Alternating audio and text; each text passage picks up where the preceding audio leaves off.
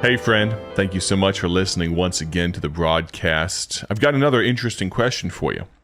How would you handle meeting somebody you've never met before here on Earth, someone you didn't even know was a part of your family until maybe just a couple of months, a couple of years ago, somebody that, from what you understand, loved you so much that they were willing to potentially adopt you before you were even born? How would you handle that kind of meeting? What would you be thinking? What thoughts would be running through your mind? Well, we have someone sitting here in the studio room right now, Brother Austin Marriott, someone that's felt those thoughts, that's thought those things. He's going to explain a little bit of his adoption story today. Now, through the past, 5, 6, 7 days, he's brought us up to speed. And we're now at a place where he's about to meet his paternal grandparents. It's amazing to know how God's hand is woven throughout this story. Brother Austin is the operations manager, lead designer at Bible Tracts, Inc. And this story, I think, if you allow it to, will have a great impact on your life. There's a piece of this story that I'm very excited for you to hear. And so I'm going to shut up and let him jump in. Give us, if you would, about a 45-second recap. Bring people up to speed if they haven't heard so far. Tell us where we're at in the story, and let's dive right in. All right. So we have been talking about my adoption story. I was adopted at the ripe old age of 18 hours old. 2008, my adopted mother passed away. Shortly thereafter, my dad gave me the contact information for my biological mother. And through that relationship growing and blossoming, realizing and finding out that my paternal grandfather was an independent Baptist preacher, Bible-believing preacher that wanted to adopt me. And going through a long waiting period of prayer and research and trying to find out who he was, being able to reach out to him through a phone call. And from that phone call, now we are to the point where he has called me back and has told me that they would like to come visit us in Illinois. And so through that phone call, we said, of course, we'd love for you to come and meet us. And so time progressed. It was in September, I believe, of 2017. Up until that point, I had not really heard his side, I guess you could say. I hate to use that word, but really that's the only way to describe it. His perspective of the story, I guess, is probably the way to say it. And he told me, he said, I'm the kind of guy that likes to sit with someone and talk to them, not over the phone. I like to be face to face. And so they came, and I'll never forget them pulling into our driveway and seeing them for the first time, getting to embrace. That was a special, special moment. And they came. They are the kindest, most just sweetest people I've ever met. They came bearing gifts, and they had all sorts of things. My grandmother is as she describes herself, as a clearance shopper. She buys all sorts of different things and goodies and whatnot. And they had these banana boxes of gifts.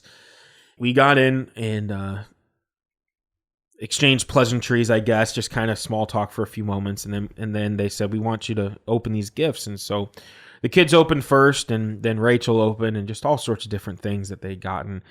And then they said, we want you to open your box last. And so I got to the box and opened it up, and on top of the box, above all the other things that they were giving me, there was an envelope, and my grandfather, Papa as we call him, Papa grabbed that, and he said, "This has a story behind it, and I want to tell that to you, but after." So I went through all the things. He gave me books, and he gave me one of his Bibles, and gave me knives and a pistol, and just all sorts of things, just amazing, a myriad of things of gifts, and it was just incredible, overwhelming. And then after all the gifts were exchanged, he said, now I want to share with you my perspective of the story. And he said when word came, at the time his son was not living at home. He had been moved out on his own, and word came through the evangelist girls' home director, called my grandfather and said, one of the girls here has gotten pregnant. And we believe, our understanding is that your son is the father. And he said, so I called my son and we talked through it, and he denied it.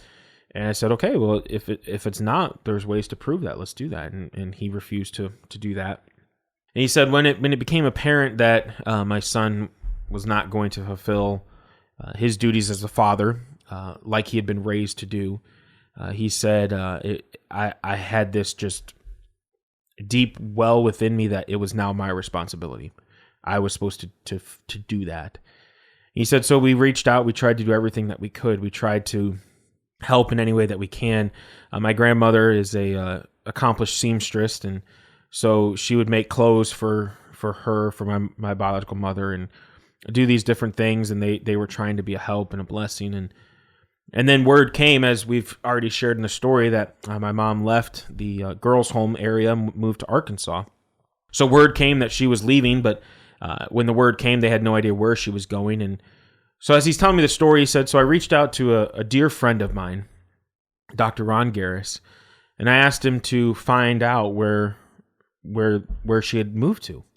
And I said, hold on. I said, Dr. Ron Garris. I said, was he with the gentleman with Rock of Ages? And he said, well, yeah. And I said, well, Ron Garris is like a grandfather to my wife. Him and his wife, Miss Judy, would come and spend Thanksgiving and Christmas with the Woodward family for many years, spend several weeks with them. And not only that, Miss Judy Garris is the one that I called to try to find my grandfather. So it was absolutely incredible to hear of this man who I knew personally, and Rachel knew, I guess you'd say intimately, had a part of my story as before I was even born that we never even knew. And so he said, well, I called him, and he reached out and tried to figure some things out. And he came back to me, and he actually wrote a letter. And later, I'm jumping way ahead in the story, but I'll come right back. My grandfather gave me that letter. I have that letter that Dr. Ron Garris wrote to my grandfather. So he wrote him a letter and said, it's been decided that it's in the best interest of the young lady and the child that you guys have no contact. That you don't know where she is. And my papa said, I didn't know what to do with that. He said, in my heart, it was my responsibility to care for them, to help, to be that fatherly figure, if you will. He said, I didn't know what to do. Word came that she was going to put the child up for adoption. And again, they reached out and said, I want to adopt. We want the child. And that, again, rejection. He said, I went to God, and I love the way he tells it. He said, I don't know how you talk to God. He said, but this is what I said. I said, God, I can't handle this. He said, God, how am I supposed to pastor? How am I supposed to help others when I can't get through this situation in my life?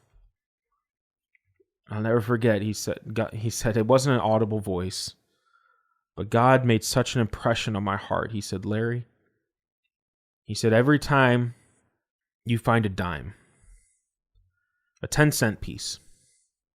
Back in those days, we used a whole lot more cash than we do today. He said, whether you come across it on the ground, you find it, someone dropped it. Whether you come across it in your change, however you come across a dime, every time you hold one in your hand, I want you to pray for the young lady and pray for the child. And Grandpa said, I can't explain it. Just a peace came over me that was my mission.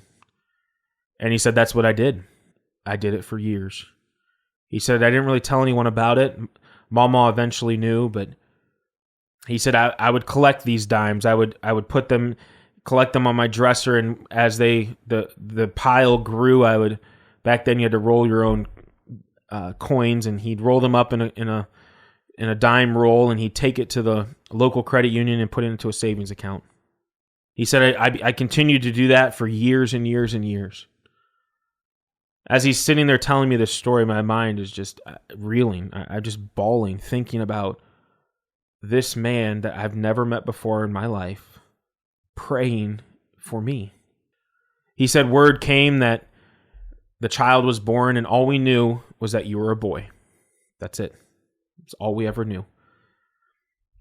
And I just continued this path that God had laid out to pray for you every time I found a dime. He said, when you called And when the decision was made to come meet you, Mama looked at me and said, well, what are you going to do about those dimes? And he said, I looked at her and I said, those dimes are Austin's dimes. And he looked at me and he said, Austin, in this envelope here is a bank check of all the dimes that I collected as I prayed for you.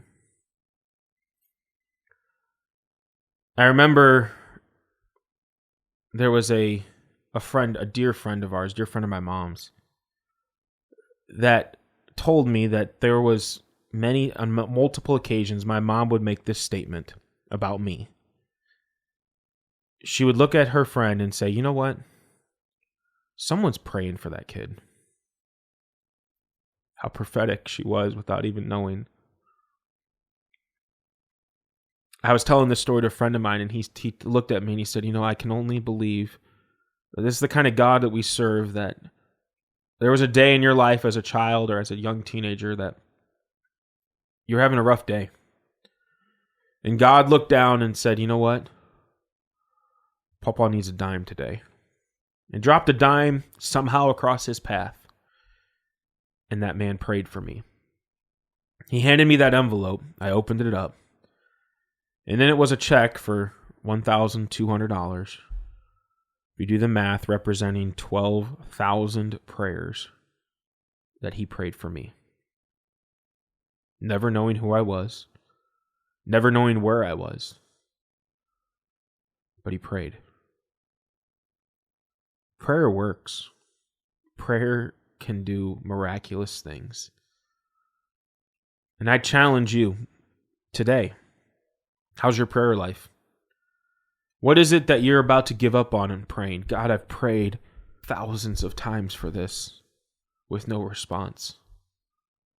I'd encourage you to pray once more. Pray again.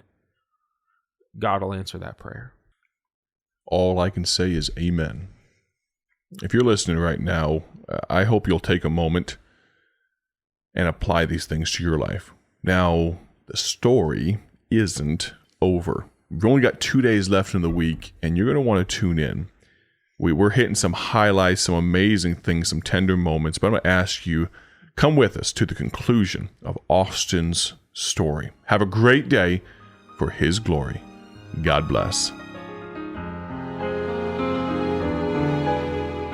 Thank you for joining us today for Bible Tract Echoes, a ministry of Bible Tracts Incorporated. If you would like to receive a free sample packet of all of our tracts, you can contact us by calling 309-828-6888. That's 309-828-6888. Our mailing address is P.O. Box 188, Bloomington, Illinois, 61702. A faster way to contact us is to go to our website at BibleTractsInc.org. That's BibleTractsInc.org.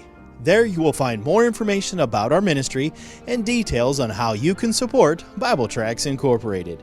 Thanks for listening, and may the Lord richly bless you as you serve Him.